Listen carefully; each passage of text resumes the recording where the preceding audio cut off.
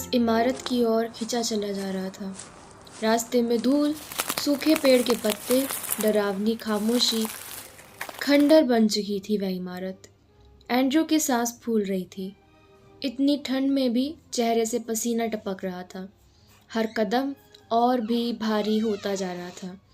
इमारत धूल और जालों से ढकी थी। इमारत की छत पर कबूतर फड़फड़ा रहे थे। आज एंटोनिया एंड्रू को अपनी ओर खींच रही थी। आओ एंड्रू, देखो मेरी बदहाली। एंटोनिया हंटेड हाउस के नाम से बदनाम थी। एंटोनिया की तरफ कोई भी सैकड़ों बरसों से जाने की हिम्मत नहीं जुटा पाया। एंड्रू को अक्सर सपना दिखता, कब आओगे एंड्रू, कब आओगे एंड्रू। पर आज का सपना अलग था। एंटोनिया के सब्र का बांध टूट चुका था। एंड्रू बदहवासी में उठा। एक अनजान शक्ति उसे खींच रही थी। एंड्रू ने धूल झाड़ते हुए लोहे का भारी भरकम दरवाज़ा खोला। उसके चारों ओर की हवा इतिहास के बोझ से भरी हुई थी और खामोशी को केवल कबूतरों की गुटरगू से विराम मिल रहा था। एंड्रू के अंदर घुसते ही कबूतर और चमगादड़ धूल उड़ाते हुए उड़ने लगे। चारों तरफ धूल की मोटी चादर चढ़ गई थी। अंदर इमारत, गलियारों और कमरों की एक भूल भुलैया थी, जिनमें से प्रत्येक अतीत की एक मूक कहानी कह रही थी। परछाइयाँ दीवारों पर नृत्य करती हुई प्रतीत हो रही थी और हवा समय की गंध से भरी थी। जब एंड्रू हॉल से गुजर रहा था तो उसे बहुत दुख और हानि का एहसास हुआ, लगभग ऐसा जैसे कि इमारत अपने दुखद इतिहास पर शोक मना रही हो। सब कुछ तो जस का तस पड़ा था। एंड्रू के सामने इमारत के अतीत के जीवंत दृश्य घूमने लगे। एंड्रू एक सैनिक की वर्दी पहने हुए था। इमारत में हमेशा कौतूहल बना रहता था।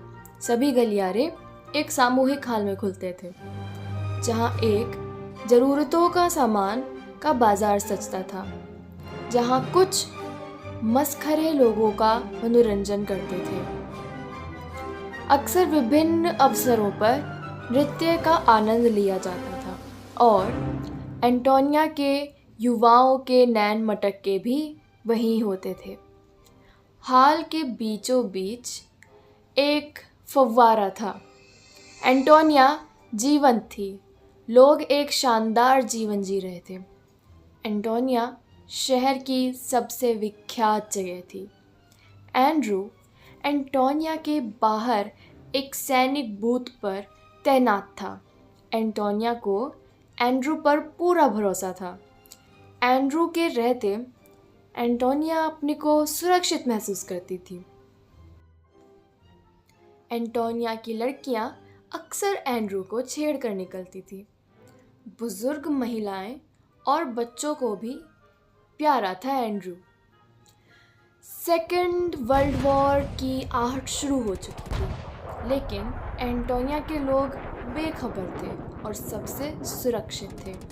एंड्रू चिंतित था। धीरे धीरे वर्ल्ड वॉर शुरू हो चुका था। बहुत जल्द युद्ध में एक के बाद एक देश शामिल होते चले गए। एंड्रू समझ चुका था कि खतरा बहुत नज़दीक है। लोगों का बहुत बड़े स्तर पर नरसंहार हो रहा था। नाजी सेना लगभग सारे शहर को घेर चुकी थी। जिन लोगों को हिटलर जीने के काबिल नहीं समझता था, गैस चैम्बर में बंद करके मार रहा था। नाजी सेना की नज़र एंटोनिया पर पड़ी। एंड्रयू नाजी सेना का एक सैनिक था, मगर वह एंटोनिया के निवासियों को बेहद प्यार करता था। एंड्रयू बेबस था। हिटलर का आदेश जो था। नाजी सेना का एक दस्ता आया और पूरे एंटोनिया का गैस चैम्बर बना दिया। एंड्रू को अचानक एक झटका लगा और वह पिछले जीवन की यादों से बाहर आ गया। चारों तरफ उसे चीखती हुई आत्माएं दिखाई देने लगीं। एंड्रू के चेहरे पर पसीना टपक रहा था। उसकी सांसें भारी हो रही थी। उसने सामने वाले दरवाजे से भागना चाहा, लेकिन इसके कदम नहीं चल पा रहे थे। मेन दरवाज़ा अचानक तेज आवाज़ के साथ बंद हो गया। शायद आत्मा ने बंद कर दिया। एंड्रू बिल्डिंग के पीछे के दरवाजे की तरफ दौड़ा। एंटोनिया करुणा भरी आवाज़ में पुकार रही थी, मत जाओ एंड्रू, मत जाओ, वापस आ जाओ। अतीत तुम्हें जीने नहीं देगा। अतीत से मत भागो एंड्रू, तुम अतीत से नहीं भाग सकते। चीखती चिल्लाती आवाज़ें एंड्रू का पीछा कर रही थी। एंड्रू किसी तरह पिछले दरवाजे से भागने में कामयाब हो गया। एंड्रू घर गया। वह बेचैन था। वह रात भर सो नहीं पाया। विचारों के सैलाब से उसका दिमाग फटने वाला था। कैसे कोई किसी के जीने का अधिकार छीन सकता है? कैसे कोई किसी का जीवन नष्ट कर सकता है? आखिर इतने लोगों को मारकर क्या हासिल किया गया? क्या मारने वाले हमेशा हमेशा के लिए अमर हो गए? आखिर हिटलर को भी तो आखिर में आत्महत्या ही करनी पड़ी। उसके अंदर एक सैलाब उमड़ रहा था। एंड्रू अब नगर निगम में मेयर था। अतीत के इस दुस्वप्न को एंड्रू हमेशा के लिए ख़त्म करना चाहता था। शायद एंटोनिया एंड्रू से यही चाहती थी। एंड्रू वापस एंटोनिया गया और एंटोनिया से कहा, मैं तुम्हें फिर से जीवंत करना चाहता हूँ। तुम्हारे लिए एक सुनहरा भविष्य है, मगर तुम्हें अतीत तो विस्मृत करना होगा। अतीत और सुनहरा भविष्य एक साथ नहीं चल सकते। एंटोनिया मुस्कुराई और एंटोनिया का जीर्णोद्धार शुरू हो गया। अब एंटोनिया फिर से जी उठी।